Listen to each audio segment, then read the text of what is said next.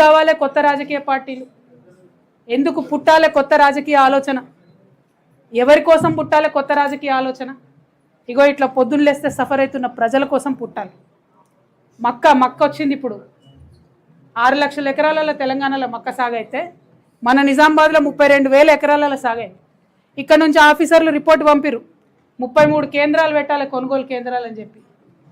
ఒక్కటంటే ఒక్కటి కూడా పెట్టాలి. ఇయ్యాలటి వరకు కూడా ఒక్క కేంద్రం కూడా పెట్టలేదు.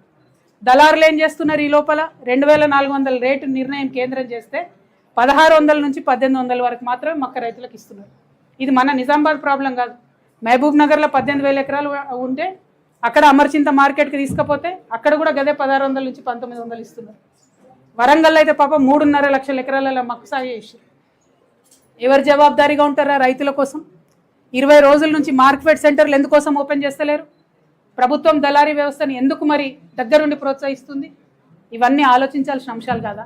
రైతుల అంశాలు కానీ, చిన్నపిల్లల అంశాలు కానీ, సెక్యూరిటీ అంశాలు కానీ, రోడ్ అంశం కానీ ఆలోచించొద్దా? పరిపాలన అంటే ముఖ్యమంత్రి అయ్యేదా కోతీరు, అయినా కోతీరు ఉంటుందా? ఇదే ఒరవడి ప్రతి ఒక్క రాజకీయ పార్టీది కూడా కనబడతా ఉంది. కాబట్టి ఖచ్చితంగా ఈ రాష్ట్రంలో ఒక కొత్త రాజకీయ శక్తి కావాలని బలంగా మేము విశ్వసిస్తూ ఉన్నాం, చాలా బలంగా విశ్వసిస్తున్నాం. అయితే వచ్చేటటువంటి కొత్త రాజకీయ పార్టీ ఆ భగవంతుడు శ్రీరామచంద్రుడి యొక్క దయతోని పేద బీద బిక్కి ఈ కులం ఆ కులం అని తేడా లేకుండా అందరినీ కలుపుకొని అందరి కోసం పనిచేసే పార్టీ అయి ఉండాలి. నేను మొన్న ఉగాది నాడు కూడా చెప్పిన, సర్వోదయం జరగాలి తెలంగాణలో, సర్వులకు ఉదయం రావాలి, అందరి జీవితాల్లో వెలుగులు నింపాలి, సర్వోదయ తెలంగాణ రావాలి, దానికోసమే కొత్త పార్టీ రావాలని చెప్పి మేము బలంగా నమ్మినాం. నేను తెలంగాణ బిడ్డగా తెలంగాణ జాగృతి అనేటటువంటి స్వచ్ఛంద సంస్థ ద్వారా తెలంగాణ ఉద్యమంలో గత 20 సంవత్సరాలలో మీ కండ్ల ముందే నేను పనిచేశాను. అనేక అంశాల మీద కొట్లాడినాం. రాష్ట్రం రాకముందు కొట్లాడినాం, రాష్ట్రం వచ్చినాక కొట్లాడినాం. ఈ అంశాలన్నీ కూడా మీకు తెలుసు, మీ కళ్ళ ముంగటనే ఉన్నాయి. తెలంగాణ రాష్ట్రం వచ్చిన తర్వాత తెలంగాణ జాగృతి సంస్థ ఒక ఎన్జిఓగా అప్పుడున్నటువంటి బీఆర్ఎస్ ప్రభుత్వం ఒక నిర్ణయం తీసుకున్నారు. ఏంటిది అది? ఆత్మహత్య చేసుకున్న రైతులకు, ఏది ఆంధ్రప్రదేశ్లో ఆత్మహత్య చేసుకున్న రైతులకు కాంపన్సేషన్ ఇస్తామని నిర్ణయం తీసుకున్నారు.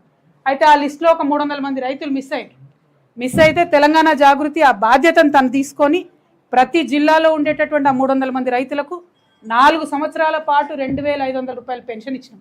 మీకు ఆ రైతుల పేర్లు, జాబితాలు, వివరాలు ఇవ్వమంటే కూడా మా వాళ్ళు ఇస్తారు. అంటే ఉట్టుటికి ఇయ్యలే నేను. మా కార్యకర్తలు వాళ్ళ ఇంటికి పోవాలి, మాట్లాడాలి, వాళ్ళ పరిస్థితి ఎట్లుందో తెలుసుకోవాలి. అప్పుడే 2,500 పెన్షన్ ఇవ్వాలి. ఇది తెలంగాణ రాష్ట్రం వచ్చినాక 2014 to 18 మేము చేసిన పని గురించి నేను చెప్తున్నా, ఉట్టి పనులు చెప్పట్లేదు నేను. అట్లా 1 కాదు 2 కాదు అనేకం పనులున్నాయి. రాష్ట్రం రాకముందు పనిచేసినాం, రాష్ట్రం వచ్చినాక పనిచేసినాం, బీఆర్ఎస్ గవర్నమెంట్ ఉన్నప్పుడు పనిచేసినాం, బీఆర్ఎస్ గవర్నమెంట్ లేనప్పుడు కూడా పనిచేసినాం. నిన్నగా